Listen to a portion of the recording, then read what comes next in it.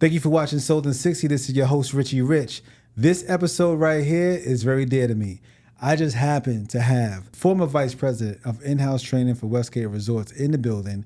We were filming something else, and a Sold in 60 episode just came up out of it. So grab your popcorn, tune in, and enjoy the show. He's late to the party. Cheers. Cheers. Oh, shit. Cheers. Mm-hmm. I'm mad that I love this. Yes. So Sold in 60. What? Sold in 60. Let me tell you the backstory. Oh, sold in 60. Yeah. Okay. So Sold in 60. So I'm not 60 yet. No. Close, but not close. 60-minute tours. Okay. I was born in InHouse. Oh, okay, yeah. And when we started the podcast, right, in InHouse, I love what we did. You did that. First of all, you did that for me. Yeah, let me tell you the backstory. The InHouse Training podcast? What? Yeah, okay. Let me tell you the backstory. I built him a whole studio. She did. Oh my God, this is my girl. I love her so much. Painted the vision. Yo, but the crazy shit was we went to Bobby Fusick. She went to Bobby Fusick, and it was like, he would like to start a podcast. Can we do it? And he was like, what's a podcast? She was, it's so good. It's informational. People will learn from it. And he goes, yeah, do it. And I'm like, what? Just like that. Like, she's my go-to, bro. Like, I don't know how the fuck you did that, but you did it. And that shit opened up a door where she built me a studio, fam. Mm-hmm. We had our own TV station. We had our own TV. Mm-hmm. It was lit. Like, but they had a room. They cleared it out. Like, make it however you want. I said, so how it started was we went on an outing, and I would do things on my phone and edit, and, you know what I'm saying, and capture moments. And they were like, yo, you good at that? Like, you know what I'm saying? Like, that's really good. I said, it could be better if we had, more equipment. You know what I mean? She's like, yeah, we're going to work on that. But she set me off with the podcast. So it's crazy to me because... And then we hired Liz, mm-hmm. who had a background in that. So then the two of them... Like a duo. Just it exploded. It was awesome. But because we went to this event called, what's it called? It was Podfest. Yeah. And... Ooh, I'd love Podfest, like it was like. You need to invite me to all this shit. You on now? You in the gang now? Well, you've been in the gang. You've been in the gang. You've been in the gang, but it's on. It's even on, more on. But so podcasting, people don't realize before video, it was just about audio, and we've seen the evolution. And there's a whole big back and forth, like, are you a real podcaster or is it a video? But I'm like, damn, I've been podcasting for a minute, and that was the birth of it. And we started just doing for educational. We want to pump, reps up and give them information because, they want continuing education. And that's one thing that I loved when you ran your department. Continuing education was a thing. So when we stopped doing it, I'm like, man, you know what? I'm gonna keep doing the podcast because people used to come to me and be like, yo, I love that thing, Mm-hmm. And that's so Sold in 60 was created. It's called Sold in 60, a Timeshare podcast, and it was because we felt like when people start in the business of timeshare, there's no other outlets to look for information. Like, you only learn from what you learn on the floor, but it's like you could Google all you want, and nothing that was out there was just negative stuff like, oh, how to get out of your timeshare, or you know what I'm saying? So that's what we did, Sold in 60. So the guests that we would have on the show would either be reps that have experience, either liked it or didn't like it, but they would share their experience. And a lot of it is motivating for most of. We have viewers that were thinking about joining, and after they see the show, they say, I want to get into the business. So that's the backstory. Very nice. So it's been like, what, 2 years? 2 years, yeah. 2 years? In 2 years, I've never been on here. Yeah? I've been asked. Let's run it. We talked about it, but, it's like... Why do you think Westgate stopped the training, the podcast that he was talking about? Why did y'all shut that department down? I don't know that we can really talk about that. Well, we didn't shut the podcast down. We went through a change. We went through. Yeah. So when COVID happened, we stopped. We wasn't in our building, so we couldn't record like that. And when we came back from COVID, we wasn't working out of that building. We was working out of the resort. We just didn't have the facility anymore. But it wasn't a company thing that stopped it. Gotcha. It was just we changed direction of what we had to focus on.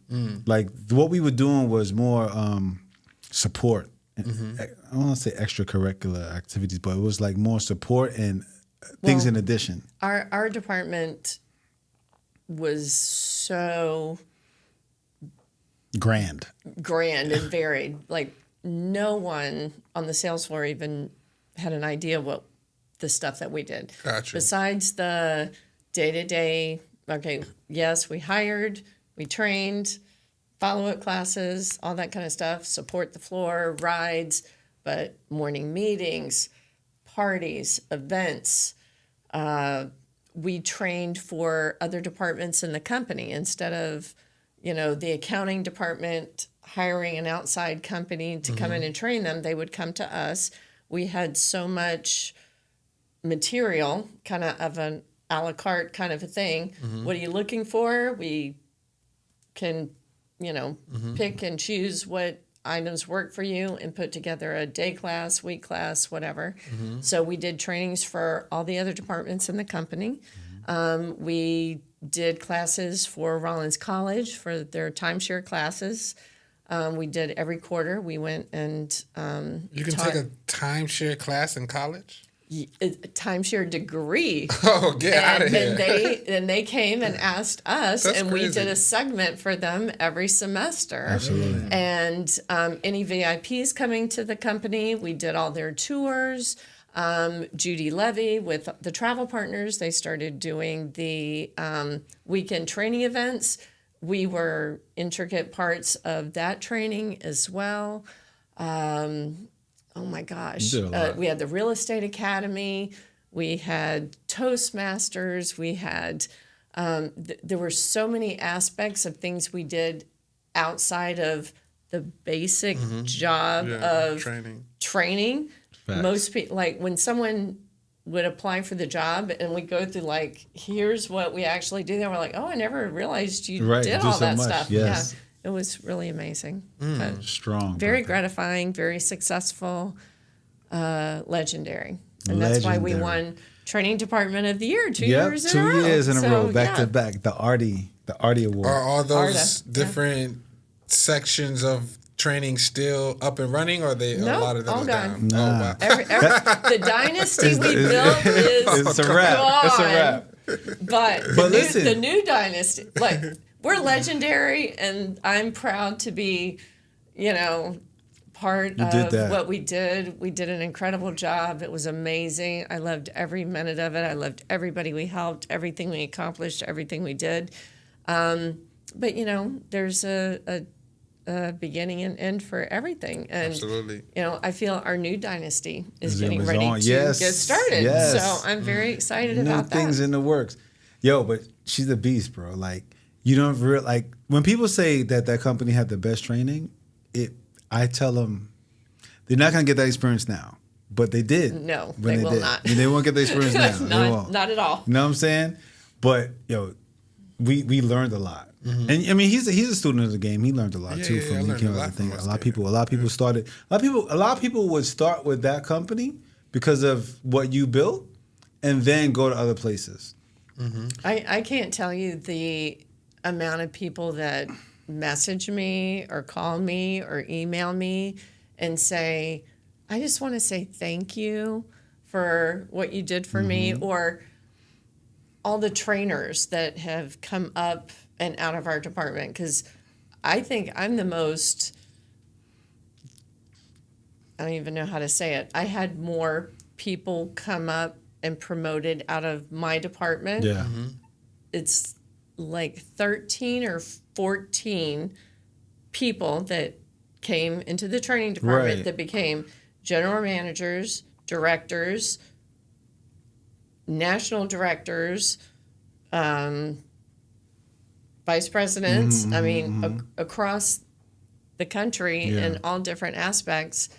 And they call me and say, I used to hate Toastmasters when you'd make me get up and talk, but I want to thank you because that helped me so much. And, I'm here because of you. Like, that's like the most gratifying. That's part of being a trainer. Yeah. Like, we don't make as much as everybody. We make good money, but we don't make as much as a lot of people. But that's the most gratifying part, is people coming back and being able to help them succeed and do well. That's one of the most gratifying parts of this last year for me, is going back to the grassroots and working one-on-one with the reps, because I was so far removed from reps before.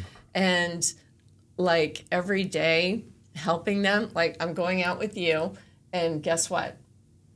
We're going to get a deal today. Yeah. I hope you're ready for that. And then, getting a sale. And they were like, I don't know how that happened, but thank you. Like, that's the most gratifying thing in the world. I love that. That's like having an out-of-body experience for them. Like, you know what I'm saying? Someone that can help you and show you what you're doing and where the angles are. You know what I'm saying? After teaching them, but they're getting the guidance on the spot, you know? But what I like is I prophesy, because I'm very religious, and I prophesy to them ahead of time. I hope you're ready, because I didn't get out of bed this morning and get dressed and come to work today to not make a sale. So I'm prepared to make a sale. Are you prepared to make a sale? Because that's what's going to happen. And we pray and we ask God for guidance and help and, everything. And then, I tell them, you do your thing. And when we get to, this point, I'm going to help say whatever you're going to say. And then stop talking. And then I'm going to talk. And you need to listen. And this is stuff you can do. And they're just like, oh, my God. Like, how does this happen? Then guess what? We get a sale. And they're amazed by the entire process. But let's talk about it. You found the company back in the day. And you became a rep and then skyrocketed and became that girl. Rookie of the year, that girl. You know what I'm saying? And turned up on them. Lowest cancellation in the company. Oh, wow. Yeah. Okay. You know what I'm saying? So what was that like? Like you got a sick story. This is a big deal. All right? Take us through it. So I got married. We moved to Miami. I had a company, I had a banquet hall and a bridal shop in Miami. My husband had a company, and then we got hit by Hurricane Andrew and lost everything. Like house, cars, 80% of everything we owned.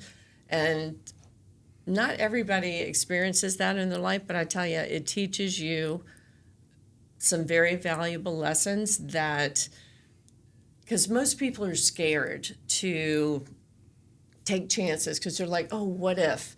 What if I lose this, or what if this happened? Well, when you've lost everything, and you have to 100% start over, it gives you a whole different perspective. And when you start over and you come back bigger, better, stronger than you were before, you know that you have the capability.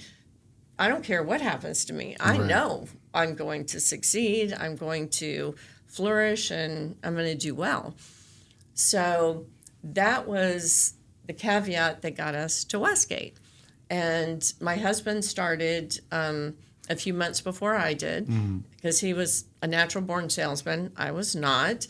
And he kept saying, you need to come over. We knew he came over. He was successful. So we knew we were going to move to Orlando. We were living in Tampa. And he goes, you should come over here and try this. And I'm like, no, I'm like not interested. Like, I'm not a salesperson, not interested. Finally, he got me over, and I went out, and I'm like, all you have to do is have breakfast with these people and show them around. And yeah, I can do that. So I got my real estate license. I started. And the first day, craziest tour ever, Russian family, like 100 questions I didn't know. I got lost going in the model 3 times. I felt like such an idiot. I'm like, this is crazy. And they bought. And I made $1,500. And I'm like, this is the craziest job in the world. Like, I have no idea what I'm doing, what I'm saying, where I'm going. And I just made $1,500. I'm going to get $500 tomorrow. And I sold 4 deals my first week. I made like $6,000. Nuts. And I went from number 150, I was the last person on rotation, to the first person on rotation. So the second week, now I'm going out with Judy Levy, who was the icon. And I'm like, and so, pay attention. Like, what is she doing? I pick up 1 tour, she picks up 5 tours. I'm like, why? And I'm a student of the game. I watch everybody. I analyze everything. And Judy eventually got promoted to vice president of specialty programs. And by then, or I was already a top rep. So when she took over, she took the top reps, which I was one of them, and taught them how to do referrals. And nobody can pitch referrals like I can. Like I'm very good at it. And, I did well in Dayline, and then I went to InHouse, and then I went into training, and then to InHouse Training in 2000, and 24 years later, they let me go. Like, what's messed up with that? I don't know. No, but before that, yes. But so Anyway. you created in-house training. Yeah. Because you started in the regular training, then you said in-house training. So I that was did birth. Dayline training for 3 years, Villas and Lakes, and then they, Bobby came to Pat Leiby and said, I don't want to be in the training business anymore, because they had like 3 different trainers teaching 3 different programs. So if you can imagine, one person works with you today and say, do it this way. Tomorrow, another person comes in and says, no, do it this way. Mm-hmm. It was just a Bobby mess. was in the training? No, Bobby was he had just gotten Promoted? put over in-house. Okay. And he didn't want to deal with the training. I And got their you. training was just Crazy. nuts. So he came to Pat and he said, take it. So I had in-house experience, so I got put in charge. So at the time, they had, like a room and an admin and everything. All that was taken away. I was given like 5 boxes of material that I worked out of my trunk for months. Like, if you can imagine, like, where I started, it was just insane. And then I begged and finally got one little office space on the Dayline side. And then, I didn't have an admin. I didn't have anything. Brian Lewis, this is a funny story. So it was Evie, this other lady, and this other lady. The first one quit because we tested her and she was like, I can't learn anything. She quit. And another lady, she and I didn't gel very well, and she left. So Brian was a trainer, but when we took over, he went to be a TO. And I didn't know him or anything, but then we met, and he was like, I really like training and stuff, and so I lured him back into the training department. So it was Evie Gonzalez, Brian, and myself were the original, training the core team. 3. And then it was so funny. So Brian. Mm-hmm. It's before your time. He's like a big muscle guy. Biggest, like, muscular football player. Love this man to death, like family. He would sweat. So I'm like, all right, you have to do morning meetings. And he was like, no. And he would bring an extra shirt with him every day, and he would have a towel. And when he, like, for speaking, he would sweat, like, profusely, and he would have to, like, clean. And then I'm like, all right, you have to fire somebody. He was like, I can't fire anybody. Oh, shit. And if like, eventually he got promoted to a director and had to do all that stuff. Oh, but man. back in the beginning, it was just so funny to see him. It was just hysterical. That's crazy. To see everybody evolve and, come outside of their comfort zones and grow, and it's amazing. But what I about love this? that. Because you've seen, if you take a picture of where the company was when you first started, and then take a look at where it is now, as far as the amenities that they provide on property, the bowling alley, What's funny, so everything they're offering now is craziness. We pitched for 15 years. The water park was coming. Wow. Imagine coming, you as an owner, this water park's coming, and next year the water park's coming. Next year the water park's coming for 15 years. And then you pitch it long enough, it comes. Your grandkids real. get to see it. I was telling you earlier, when my first year starting is when they opened up the water park. So owners were so happy. Like, I was getting deals just because the water park was we had pitched it for so long. It was amazing. That is funny. Yeah, absolutely. That is awesome. No, but then so you started with 3. There was 4, but then one 4. left. So One it left. was the 3 of us, the core group. But then you grew it. Yes, I got an admin, and then so it's funny, you were talking about Terry. Mm-hmm. So she was a top rep, and when she came to the United States, like, she couldn't speak any English. Wow. And she had a very strong accent. One of my assets, I guess, is I see talent in people and see potential. And I had went to her and I'm like, you would make a great trainer. And she's like, oh, no, absolutely not, blah, blah, blah, blah, blah. And I kept on and kept on. And then eventually we had a training position open and she applied and she got it. Now, it was a struggle because her accent was very heavy and teaching in a class setting, you know, if you're not Spanish. It's hard to follow along. But we, you know, worked with her and she and I arranged all kinds of training. We always did extracurricular trainings, but she, you know, was so eager to learn and she was an amazing trainer. And everybody loved her. You know, and everybody loved her. And that's one thing that I love is that the majority of everybody, you know, there's always a few, you know, stragglers, but the majority of everybody in the department has such a good heart and just really wants to see people succeed and get so much satisfaction out of it. And she was such an amazing person and trainer and friend, and love her to death. I love that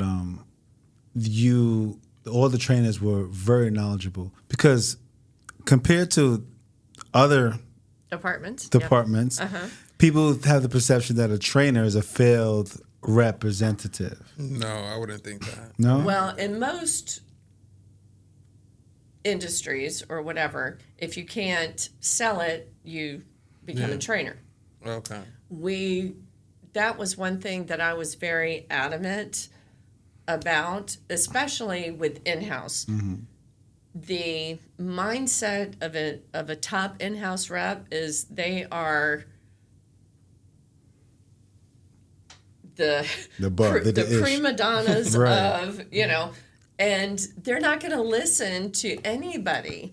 So from the beginning, and I was very appreciative that management was supportive of my thought process that we don't just let anybody into the department. And the recruiting for the training department was brutal. Oh, yeah. Rigorous. Brutal.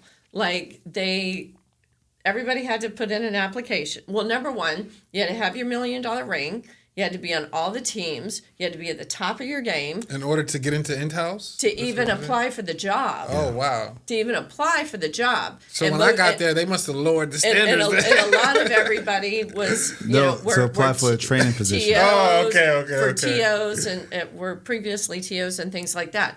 So everybody put in their application. Then from that, we would look at that and we would pick like a group, and then we would make them do a morning meeting at the villas and the lakes, and we would make all the reps because it's interesting. Sometimes your peers are your friends. Sometimes your peers are your enemies. So we had you perform at people you're comfortable with and uncomfortable with. So both places, we had the audience score everybody. Yeah. Then we do in-person interviews. If you could imagine a panel interview of 20 people, and you got to come in and ask and be questioned by everybody and raked over the coals and see how you respond. And then we also talk to all the different departments, because you might be nice to us, but you're a bitch to that person or something. So we check with admin and every department. How do you treat these people and this, that, and the other? And based on all of that, then we would make a decision and choose a trainer. Wow. Damn. Yeah, it wasn't easy. It wasn't easy. But the people that came into the department, you know, the majority of them moved up and, you know, into all kinds of amazing positions. So it was definitely a steps to success, and that's what people seen it as. So, I mean, there were lines of people trying to get into our department. Absolutely. Just to get the knowledge and experience to be able to do other things.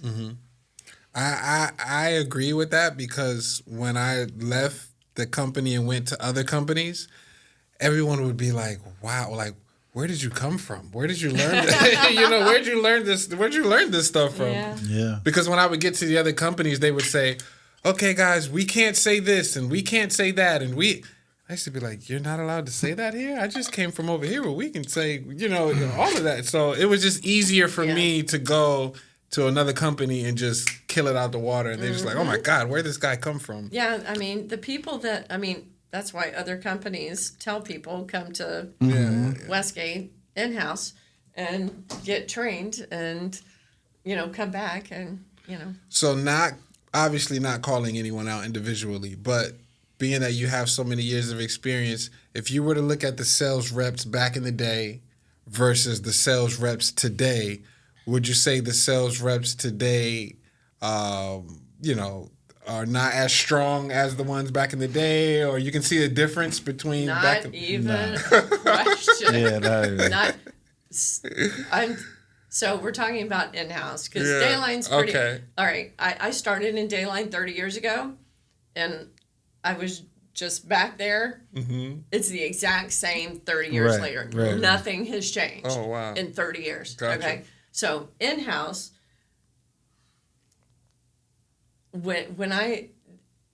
The reps that came up in-house are all the top level management today. Yes. And it was brutal.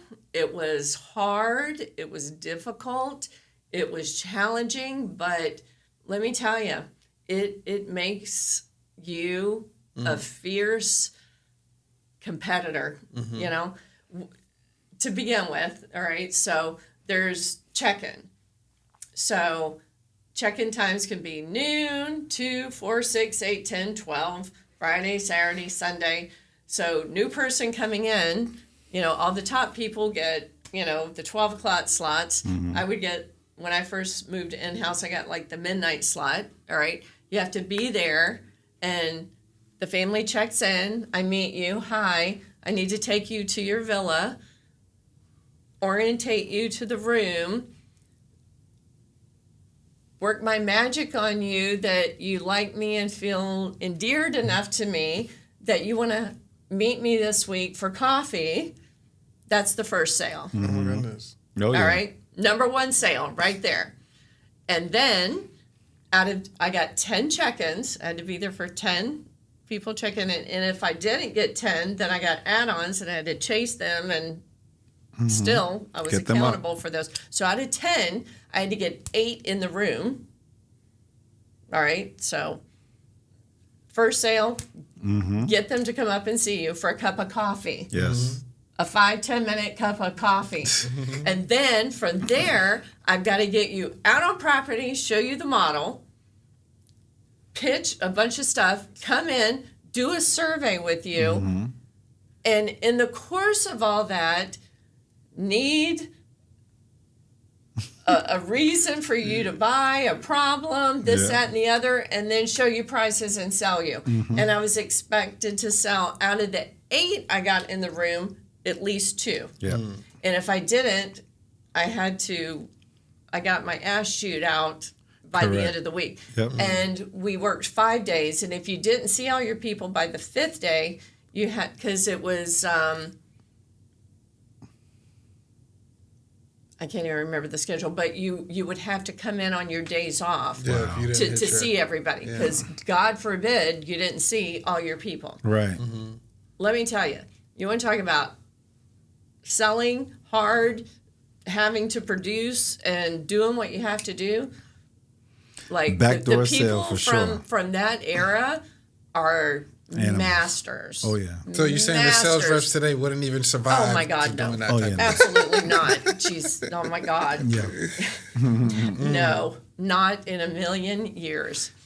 Because now we got the OPC, right? Which is the But the thing is most of the TOs are all the old sales reps from there. Got you. And that's why the TOs are so good. And there's I don't even know. Are there any of the reps that are still there? I think anybody left is in management or TOs. Yeah. But, we were in management. I mean, it was crazy, brutal. Yeah. Backdoor pressure. sales. I Yeah. don't think they do that anymore. Yeah.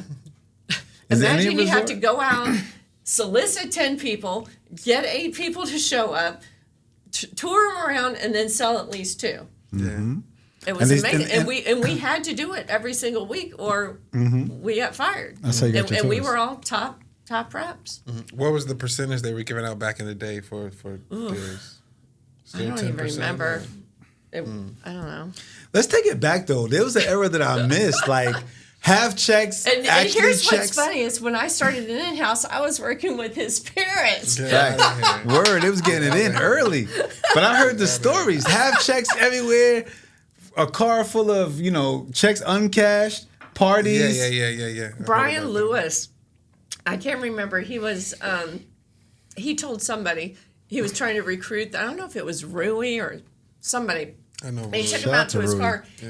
He opened his glove box and he had 10 or 15 half checks in his glove box. I've heard those stories too. For those that was listening, a half check is like a portion of your commission, right? They give you $500 up front. And like The next day. The next day. Yeah. And then you It's get the like rest instant later. gratification Facts. for a salesperson.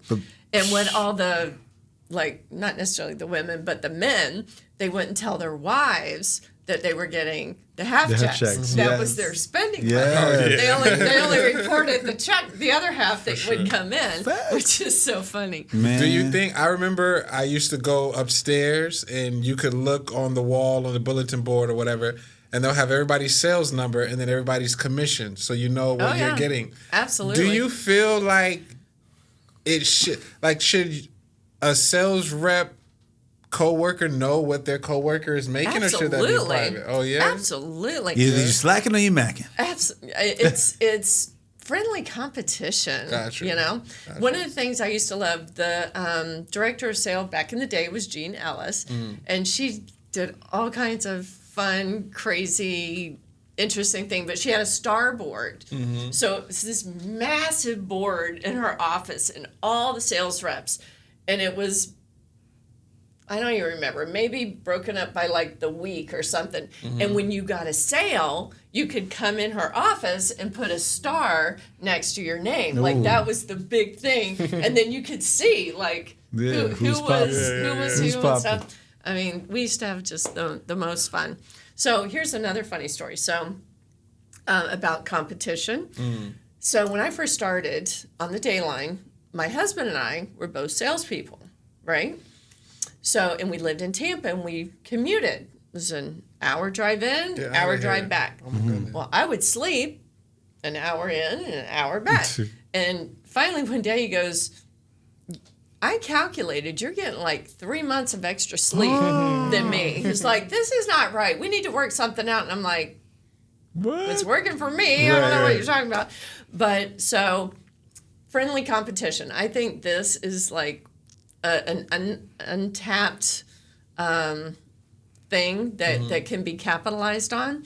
So I'm like, all right, what do you got in mind? So he's like, all right, so whoever gets a deal for the day gets to sleep on the way home. The other person's got to drive. So I'm like, okay, game on, right? So that's where it started. So now it's who's going to get the deal for the day? But then now we're both Right. so now who gets the first deal? Right, Who can right. get to dating first? Yeah. Or then who gets the biggest deal Right, or right, whatever. right. So we had to, compromise. If we both sold, then we would stop in Lakeland.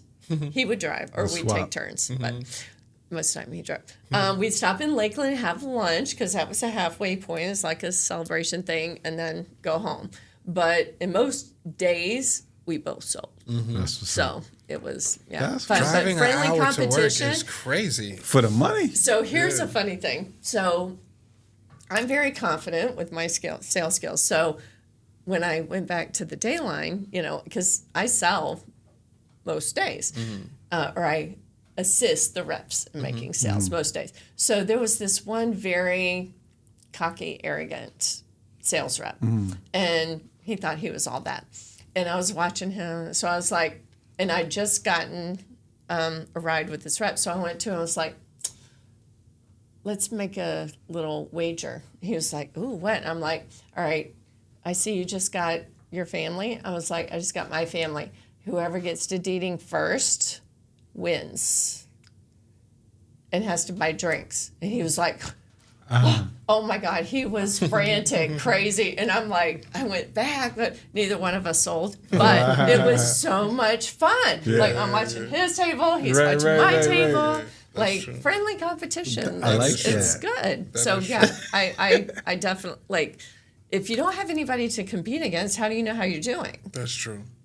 That's I true. mean, you might think you're doing good and you're mediocre or you suck. Correct. You know, you have to have a gauge. Mm-hmm. You have to have something to strive for and know where you're going.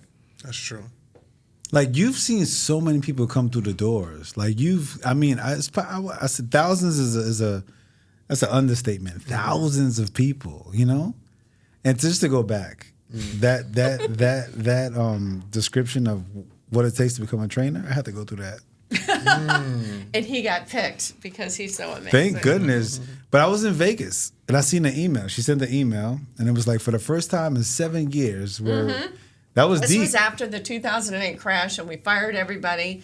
It had been nobody added to the department. And all of a sudden, Bobby's like, you can hire somebody. And we're like, yay. That was crazy. I was in Vegas. First time in Vegas. I see the email. I'm like, all these qualifications. And I was like, wait a minute. But I did that. I think I qualify. And I think I emailed you back and tried to and say, hey, I want to apply. She's like, well, send us a resume. I'm like, resume? I ain't doing a resume. Resume? So They don't hire from without, they hire from within. Always with them. So that's one thing I've always loved about Westgate is that on the sales side, nobody gets hired from the outside. Everybody starts at the bottom, and you, on your own merit, you work your way up. And, yeah. for sure. Nobody from the outside. On the corporate side and resort side, yes, they hire from the outside, but sales, no. Everybody in management started at the bottom, been there, done that.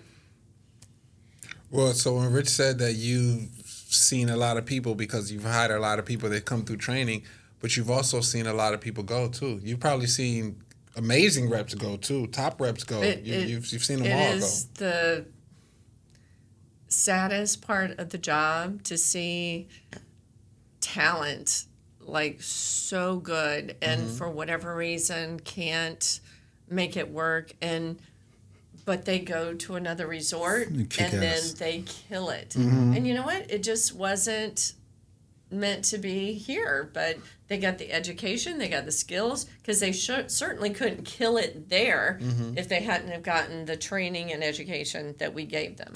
So, and I have people from other resorts still call me and, Facts. you know. No, but I mean, I love everything that you had set up. I mean, you're talking about, you had the initial training, but then that follow-up training is where the sauce was. After you got your feet wet and you got a little bit of experience, let me come in and teach you about body language. Let me teach you about social style. Like what? Who does that? Tie downs. Tie downs. Third-party stories. Oh, my goodness. Yeah. Closes. They're lacking. The people are lacking that right now, brother. You know what I used to love? I told Rich this too. I love ride-alongs. Like if a trainer told me, hey, Dillan, I'm going to be riding along with you today, I was excited. I'm like, let's do this, you know? But there's some reps, they run, they hide. Oh, no, not me today. I never understood why is that like that? Double-edged sword. And if you can imagine, like, you know, I have to do a whole buy-in of like, you know, it's a little different staring on the dayline, but still. But I'm like, look, I don't care what you do. Facts. I need to see what you're doing, good, bad, and different, because what you're doing is producing these numbers, which are not good. Of course. I need to see what you're doing. Yeah. So I can fix you. Yeah. And I'm going to do everything in my power to get you a sale today. So you don't know how lucky you are, how much the company's paying for me to be with you today. This is a gift. I didn't get up. I didn't get dressed. I didn't come here today to not get a sale. So let's, you know, focus. Let's, you know, we're going to get a sale. Are you ready? Yeah. I want to sail. Do you want to sail? Of course. Yeah. All right. But speaking of that though, like you said, I don't care what you say. Like we have to realize as a trainer, and you realize like people have to add their own twist, their own sauce, Absolutely. their own, you know. And I think a lot of them, when they see you coming or us coming, they're afraid because we taught them to say this, and now it's like, okay, I haven't been saying this. Same gist of it, but now I'm in front of you, right? And we have to tell them, do your thing. Do what you've been doing because, like you said, it's producing this number. Mm-hmm. You know what I'm saying? But I think people, a lot of reps, they get caught up into that, like thinking, okay, I got to remember the script. Like, how do you feel about that? Well, different scenario on different sales lines. So coming from what I just came from on the day line, me coming in, like, I had the reputation of they're like, Get with her. do you know who that is? Yeah. Or, you know, whatever. Yeah. But, like, as an example, this, I earned the rep's trust very quickly. I'm a salesperson. I know how to sell myself. Right. I know what the current regime invokes. Right. And I came in with a different, complete outlook. And I earned all the reps' respect and admiration, and they all flocked to me and had no problem. And they all are like, if anybody is going to ride with me, I want you to ride with me. I want you to help me. But like, as an example, there was this one top, beautiful, drop dead gorgeous woman. She was writing 15, 20 deals a month, like top rep, doing amazing. And she was having a cancellation problem. She had lost like 7 deals that month. And someone told her, you should go talk to her. And they came and told me, if you can, go talk. So I'm like, hey, what's going on? And she said, I wrote all these deals. Half of them have canceled. While I was talking to her, she got a phone call and another one canceled. She was like in tears. She's crying. And I'm like, oh my God. So I'm like, all right, let's talk about this. I mean, cancellations are easy. When I was a rep, the cancellation rate was 30%. I had a 6% cancellation rate. Like I wrote the book on cancellations. Facts. And I'm like, do this. Every time I walk into the resort, she would run across the floor and hug me. She goes, I haven't had a cancellation since you talked to me. I do everything you say. It's amazing. Thank you. Like, she's buttoning up her deal before it goes to dating. It doesn't take one or two of those, and the word spreads like wildfire, and the reps like flock to me. They respect that. Exactly. They all respect me. They know it. One thing that this last year has taught me is, being out of the loop, the thing, and being in an upper management, I was a great salesperson. And even though after being in sales, you're still selling, you're just selling to different people and different stuff. But being back this last year, like, reconfirmed in my mind, like, what an incredible salesperson that I am and my capabilities. And I can sell anything to anybody, anytime, no questions asked. And, the confidence, and I pray with people. I, prophesy. I do everything with these people. It's like nothing they've ever seen before. And it's truly a great experience. It's a gift. Question though, is it something that you're doing throughout your presentation to prevent cancellation, or is it something that you tell them before they go into the deeding office? Hey, guys, come over here real quick. It's steps you take before deeding. Got you. Yeah. Okay. And in the follow-up, because she did a whole meeting on cancellations. Mm-hmm. Oh, following up with them after a sale, too. Well, a lot of reps don't do that. It's several things you do before deeding, like absolute, like textbook, and then follow-up. Follow-up. But there was another rep somebody who's been there for a long time and very stubborn and hard-headed, and their numbers were low, and I'm like, hey, what's going on? And they were like, oh, I've had cancellations. So I was like, oh, well, let me help you. I'm not interested. I'm not calling anybody. Once I make the sale, my job is done. It, yeah. I'm not calling anybody. I'm not doing it. And I'm like, well, hey, good for you. Yeah. If you don't want the help, I'm not going to give it to you. Wow. It's really funny. But That's crazy. I mean, it's textbook. If you do sales is so easy. Anti-cancellation is so easy. Closing is easy. I mean, I don't know. That's crazy. I don't know if it's easy because I've been doing it for you've so been doing long, it for but me. it's just, it becomes second nature. She's got it. I remember she's about selling to higher ups. When you're in a different position, you're selling to higher ups. I remember one time she got us all a raise.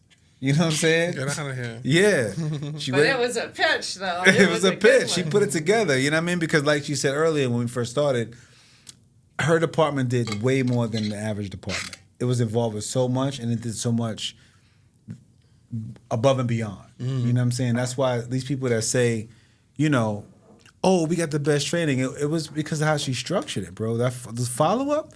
And, I'm sorry. I got, for the people that's listening, the initial training, just telling you, product knowledge is very, very important.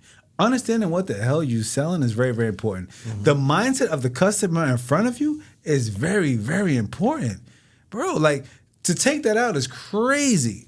And these people that have came through the training that she created have all experienced that and then learned on the floor, got the experience, and then got follow-up training after that. And that's what made them great. And then they went to other resorts and became successful as well.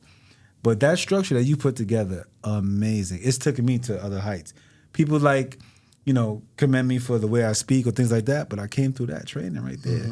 Talking to hundreds of people at one time, that interview process they was talking about, having to do an audition in front of your peers, which, at one resort, everybody know me. But go to another resort where nobody know you and try to come with that same energy. You got to have it in you to rock the crowd. You know what I'm saying? So, and it was not just the villas. It was Villas, Lakes, Palace. You know what I'm saying? 3 different dynamics, different crowds, But it was, and I didn't get to experience Toastmasters, but What is Toastmasters? Toastmasters is a group of people to teach you how to public speak and how to be strong in public speaking, random off the top of your head. Or like layman people, like there's Toastmasters clubs here in Orlando, and I had went because I was always looking for further education for my people, and we speak. So I learned the process, and then I started the first club at Westgate, and we ended up starting 5 clubs across the company, and we participated in competitions, and we went to the conventions and all kinds of stuff. It was a great experience for everybody, but it teaches you meeting structure, hierarchy, professional speaking, introductions. One of the most important things is impromptu speaking. If I ask you a question and you have to answer instantaneously and be good, but you might not know what to say, but it teaches you how to flip it to, well, I'm not quite sure about like car engines, but I know blah, and it teaches you how to redirect, but it gets rid of your your ahs, your very important lip smacks, very important, and all that kind of stuff. It's a great experience. Love, hate, relationship, 100%. Everybody hated it with a passion. With a passion. But that is the number one thing that people call me and thank me for, is putting them through Toastmasters. Interesting. They say it's tough. I didn't get to experience it. I've been looking for a group to join. Aura has one, but it's on, I think it's on Wednesdays. At like 12 o'clock. Toastmasters. I gotta look into And we that. used to compete, And of course, our people were so much better. And when they didn't win, we would get so mad. It was so funny. I heard a lot of owners talking about the zoo back in the day. Was that a really big, extravagant thing? Or Absolutely. So Really? there was, I don't even remember what it was, but one of the amenities that they had at the villas was this Tiger? tiger zoo kind of thing, and they would come into the owners' parties on the weekend. I wish I had I've got so many pictures Oh, of my me, goodness. Bradley, with my son who's 37 now with the tiger, Get outta here. and they would bring him in, and you could get your picture taken. And What? like that one picture of David with the tiger, like that's how old that is. Another thing that they had was a hot air balloon, because the employee parking lot used to be a gravel, area, Oh, yeah. and they had a hot air balloon, and that was an amenity. You could go out and go up in the hot air balloon, Really? and we used to all do that. Oh, God. So I've much never been fun. in one yet. Hysterical, so much fun. Yeah. yeah, There's a lot of money to be made in timeshare, man. Oh yeah. Do you think it's going anywhere anytime soon? I really don't know what's happening, because I've done this for 30 years, and the last, since January, I don't want to say a full year, Yeah. but really Weird stuff. 9 months to a year, craziest experience ever. Yeah. Not like no tours, letting people go in July, just. But deals are still going down, though. But not to the level that they were. They were before. previously. I mean, a summer is 200 or 300 tours. Yeah. Dayline, in-house, there's 50.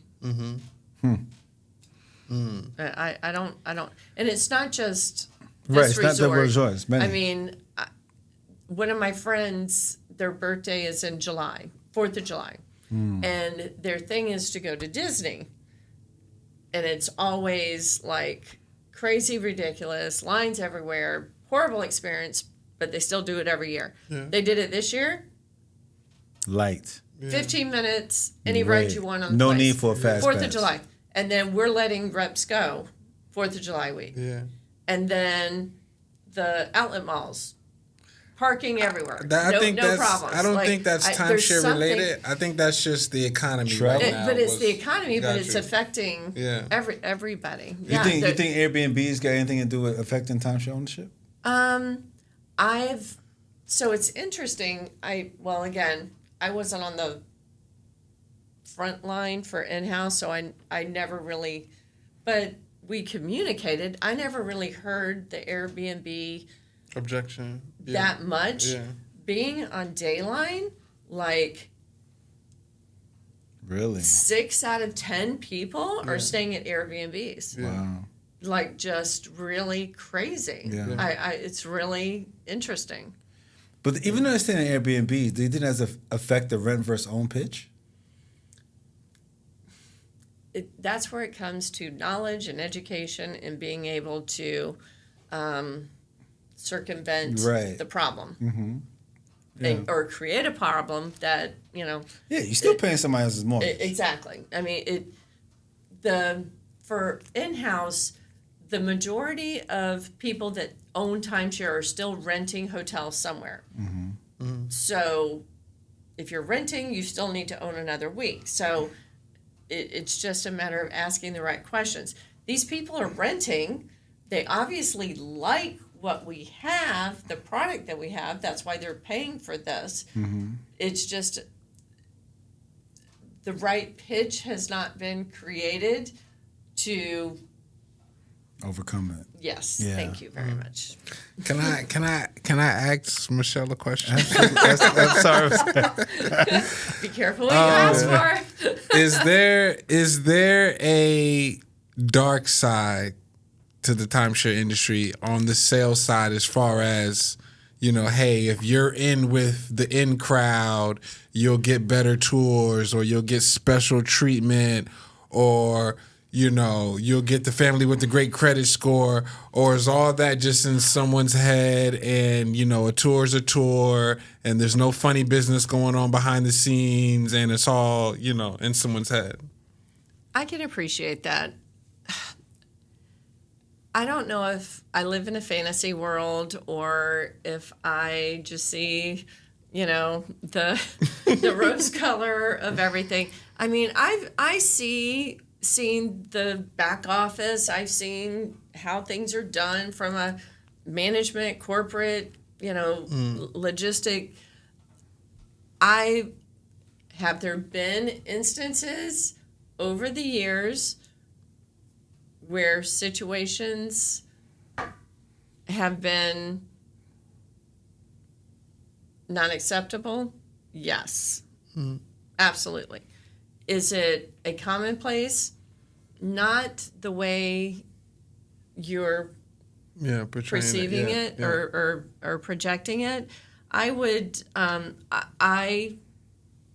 tend to believe in the system, in the wheel. And just like when I was going to ride with somebody, I really didn't like going to the desk and say, put them out now. I'm like, kind of in the 9:30, 10 o'clock range, like whatever. I believe in the wheel. Gotcha. And now, does that mean that I live in La La Land and I'm delusional and I'm out of the loop? Possibly. I don't know. Possibly. I don't know. But because how we look at it is I understand. Yeah. Believe me, that's one of the things that I'm different than most people. Gotcha. I analyze everything, and I'm a big picture kind of person. I may be sitting here, but I see this and this and this and this and this and this and this and this. And I'm a student of the game. I'm always looking. I'm always observing. And like my team were the eyes and the ears and the on the ground of everything of what was happening. So from an in-house perspective, I never felt that again, on occasion, things happen. Yes. Unfortunately, but for the most part, it's pretty fair across the board. We go back and forth about this all the time. I'm not going to say 100% of the time was everything. No, because we all know, without mentioning names, situations happen and things happen. Right. Yeah. But in the grand scheme of things, yes, it's designed to be fair. I agree. Yeah. I agree. But, for in-house, I would say that. I don't know about the other side. And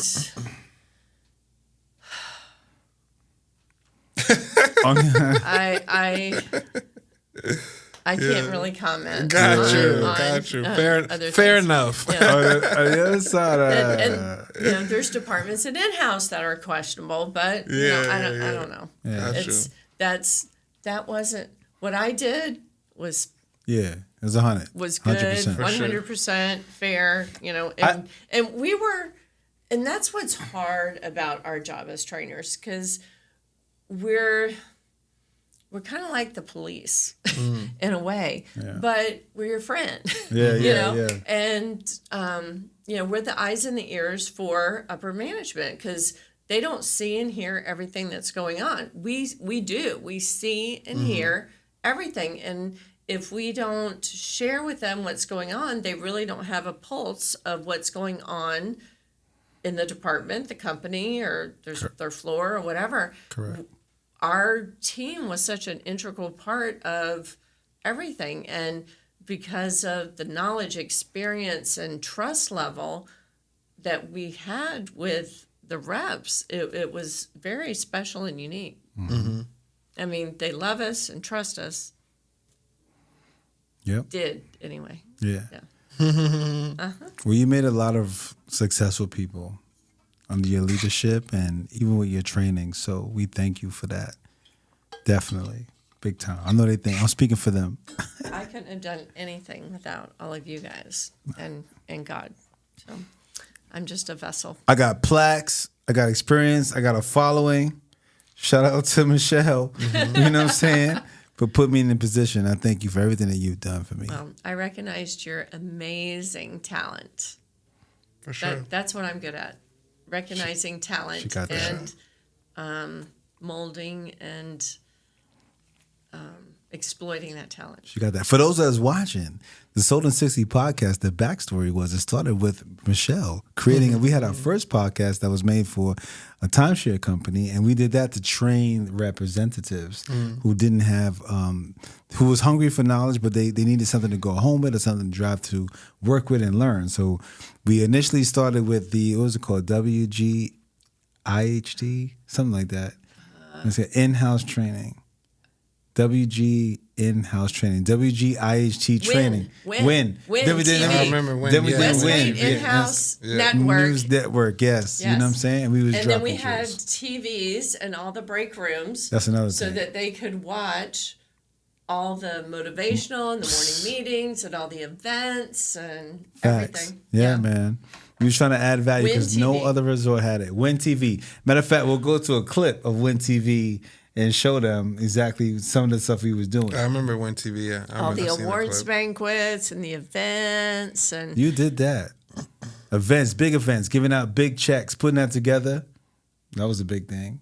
You know what I'm saying? They So- stopped the Christmas parties. Was people getting into they trouble? haven't. They have not had a party, an awards banquet, or an event since I left. Wow, that's crazy. People, we were known for our parties. Oh, Yeah. absolutely. I remember the parties. Absolutely, they were parties. legendary. Damn. The cowboy one Yes. with the mechanical bull, Okay, and we had the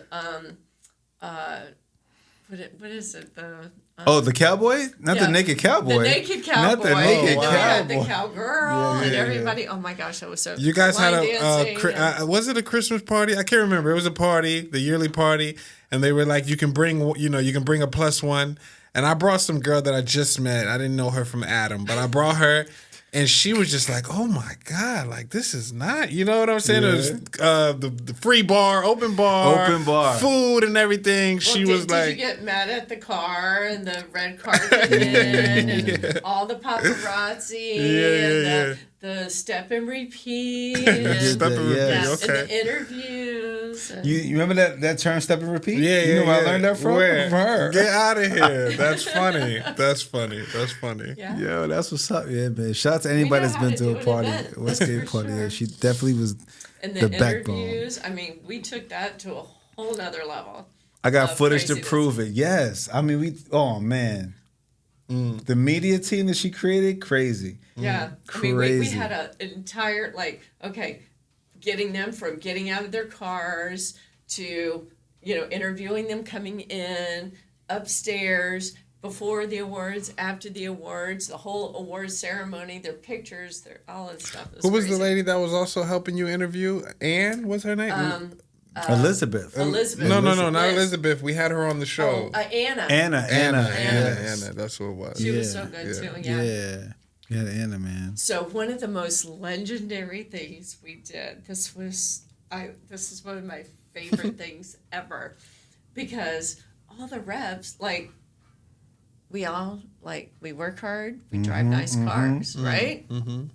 So I came up with this idea. Let's film all the reps with all the rides. Mm-hmm. So imagine this was a huge Yeah, this is freaking big. undertaking. So at the villas, we had all the reps come in early with their cars lined up. Not the music video you're telling me about. Yes. Oh, okay. And Richard videotaping Yeah, I've each seen person. that. All right, each person with their car. Okay, go. Yeah. Go. We did it at the villas, then we did it at the lakes, and we did it at the palace. And then he put together the most spectacular video. And then we showed it at the awards banquet. yeah. It was spectacular. We shot a whole music video. That was one of my I've seen most that video. favorite events ever. And like somebody had their motorcycle. Oh, man, it was just Everybody brought like the toys it was out. so different, but so like that's what we worked You see that for. energy that she brought to the know? table? Oh my goodness. It was awesome. I love that. Yeah, I love that was that so too. much fun. That was dope. We did a whole music video, man. Everybody brought their toys out. It was crazy. All we did was it win. wasn't about work. Right. It like that. We go to work. That's what like there's a disconnect. So, and that's what a lot of people don't realize about goals. Like they make work goals, but why do you come to work? Well, it's to make money because I want a house, I want a car, I want to put my kids through college or whatever. It's twofold. You have to create your home goals. Like what is your real motivation? What do you Right. need money for? What do you want? And then from that, how much money do you need? That's why you come to work, and then you set your work goals to accomplish the things for your personal life. I mean, why do we come to work? I got enough friends. I would prefer to be, home in the pool or the Yeah. jacuzzi. I don't come to work to socialize. I come to work to make money. Yeah. We don't come to work just to make money. We're coming to work to make money to provide the personal goals we have. So Let's talk that's about the that. disconnect most people don't realize. But you did something crazy. You had Always. them make their vision. That vision their board vision series. board. That was Tell your us idea, about too? it. Oh, my Yeah. goodness. So they had an idea to have all these top reps be team of distinction. So I'm like, why don't we have them do vision boards, and then they can present them to all the other reps to kind of, because what goes in the mind of a top rep is kind of different than most people. Absolutely. And it was so motivating. It was so like intriguing, and it was that was like some of my most favorite times. I love that. It was impacting. Everybody loved it. He captured it all on video, and we showed it on the TVs, and it was amazing. It was really, those were like the best years. They were amazing. We did a whole documentary. Whole documentary. We had all the top reps share their vision, what their goals were, how they plan, and what their aspiration was, what their motivation was. And Personal, personal, work, yeah, everything. It was deep. I mean, she did that. Like, she had them, and people. It started with, I believe it was a competition, like who can make the best vision board, and then they got a prize for making the best one. Some were basic, some were medium, some were elaborate. So all the reps, so they would present them, and then all the reps voted, and then whoever Gotcha. won got like a cash prize or Right. something. So then we started doing it with everybody that got initiated into this club as part of the initiation. Like being a trainer, you got to work to get into this club, but it helped everybody. You know, I mean, I would love to know what goes on in his mind and how he thinks and what his goals and visions and stuff are. It's amazing. It was really, really good. Yeah, you did a lot of good stuff, man. Kudos to you. Shout out to you. You need All of us. another It plaque. wasn't me, just me. It was the everybody. squad, but yeah, it was but a team effort. It was definitely a Yes. team. Like I missed that. We used to meet, build, strategize. Yeah. You know what I mean? It was. We had a great team. I want to ask 2 questions before we end this real quick. Michele, one of the things that me and Richard have had this conversation, but one of the things that we say we wish that would change about timeshare, one of the things would be when a sales rep sells a timeshare to a family, every year that family pays their maintenance and taxes, that sales rep should get some type of kickback, Residual? some type of residual. If they're still with the company? If they're still with the company. That would be amazing. That would be amazing, right? Yeah, especially for those of us that have been there for 30 years. Oh my Oh, goodness! yeah. And I'm still friends with my people Your that I owners, sold yes. 30 Get outta years here. ago. You see? Get outta Yeah. here. That's But- important. Just Yeah. imagine if that was in place. Another thing would be I doubt that that's ever going to happen now. But yeah. But we can change the game. Maybe we can lobby for that. But I like the way you think. Yeah. Yes. the last one would be, why is it that timeshare companies across the board make it so hard for an owner to get out of it? There should be a button that's, as long as it's paid off and my maintenance and taxes is up to date, I should be able to push a button and be able to exit out just smooth, simple. Well, Westgate does have that. Oh, they do? If you don't want to be it anymore, you just sign a paper and get out of it. Really? Mm-hmm. Okay. As long as it's paid off, as long as my maintenance and taxes up to date, I can sign a paper and I'm done. Yeah. Okay, I didn't know Because that. think about it. From Westgate's perspective, they're getting Their ownership free back. inventory Right. back to resell. Yeah. Yeah. I didn't know that. Absolutely. No, absolutely. Okay. Yeah, So as there's long a as they're whole not department that looking does for that. any Yeah. monetary... No, yeah. You don't want it? Sign it back over to us. Got you. It's called first right of refusal. Got you. Give it back. Okay. Yeah. Okay. One of the questions I asked Richard is, because there's 52 weeks in a year, I say, you've been selling timeshare for 20, 30, 40 years. There has to be a point where the timeshare company just runs out of weeks eventually. You can't just keep selling the same week over and over. And then Richard says, yeah, well, people come and they upgrade and they do this and they do that. And that's understandable too. But when you think about all the deals that are going down, I mean, eventually you have to run out of inventory somehow. You do somewhere. at some point, yes. Okay. And Yeah. resorts do sell out, and that's when they no longer, absolutely. Okay, got you. yeah. Okay. But the kind of secret that, or not, I should say secret, the method that Westgate uses is that, like, let's use the villas for an example. The owners that come back, InHouse can sell them any property in the country. Any property in the country. Upgrade them What to do you something mean? different. Right. So you want Park City, you want Las Vegas, you want okay, Gatlinburg, okay. you want Myrtle Beach, Got you you. want Cocoa Yeah. Beach, Yeah. you want the lakes. Got you. Okay. So I got we're kind of like, Got you. you know, I don't know. It could be what you swift call and that, but changeable, yeah. you know? Yeah. We rent out here, we can I take mean, you over here. eventually, like if they, so pick a resort, they stop building any more units, eventually it's going to be sold out. Yes. Got you. Got you. Okay. Damn. It's just Westgate has so much inventory and so many properties, you know. Yeah. Dayline can only sell that property. InHouse can sell all the properties. So Got you. That's what's up. Interesting. This was definitely a learning session for me. First of all, you're now watching Sold in 60, the one and only timeshare podcast in the world. And today we got one of the biggest guests in the house, Michele Hernandez. You know what I'm talking about? I This am is so a happy big to be deal. here. I appreciate well, I'm not you. a big deal anymore. You still a big no, I'm deal, retired girl. now. You retired, so, but yeah. listen. We need Yeah. autographs, shout outs. Like, click the link in the bio. Make sure you pin this episode. Make sure The you fill out woman, the the survey. myth, the legend. The woman, the myth, the Gone. legend. No, she is alive. And listen, she's still breaking bread and sharing knowledge. You know what I'm saying? On to Yeah. new industries, and definitely, this is my partner. Just so y'all know. So you already know what's up.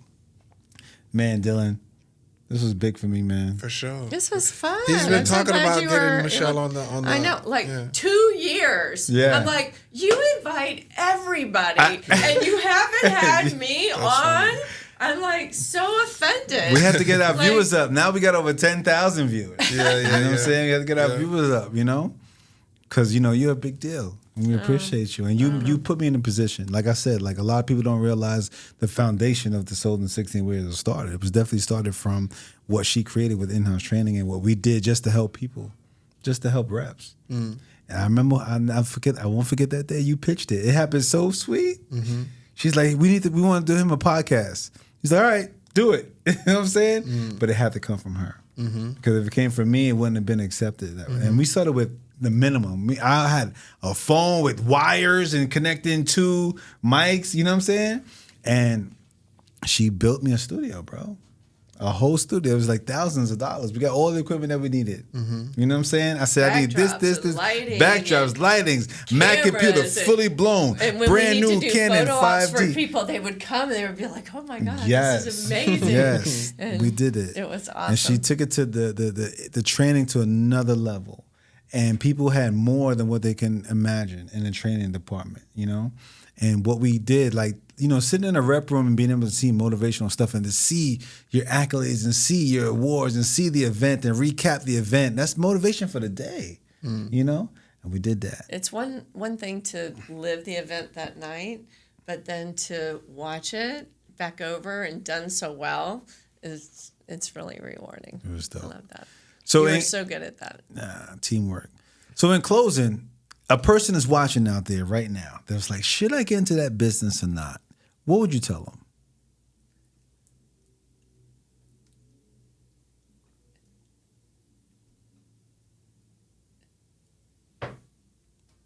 I don't know what's going on with the industry right now, but for us, for me, for you, what we went through, the education we got, the experience, the knowledge, the sales skills, the mastery of what we've been able to rise to,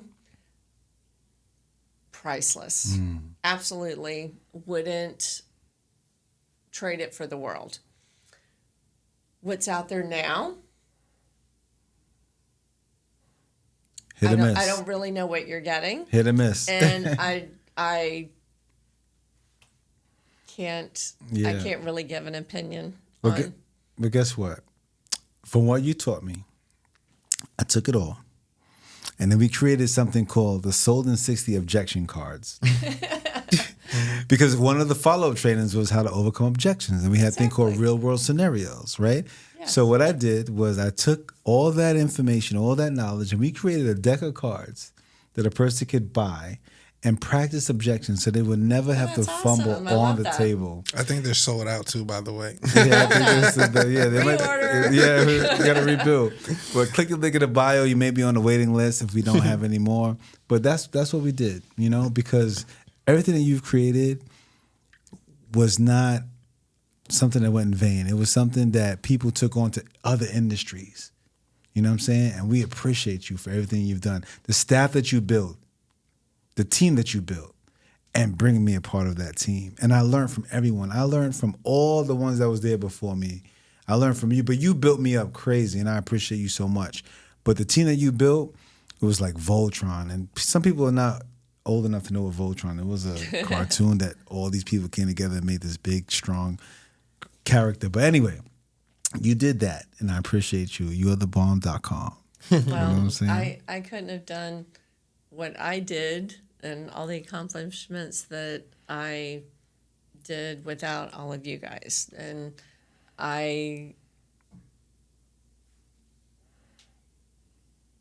think it's because I created assembled such an incredible team. Mm-hmm. One thing that I learned early on as a leader is bring people that have skills you don't have. Mm-hmm. Like what you have, I'm just in awe of.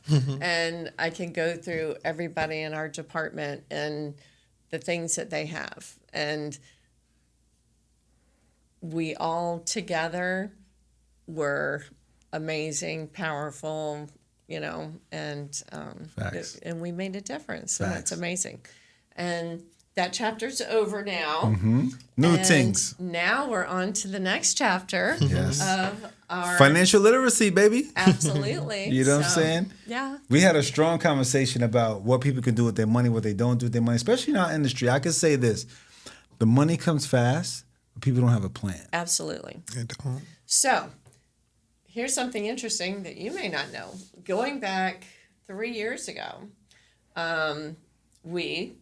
our group, our core team, we were always so concerned about the sales reps making so much money and not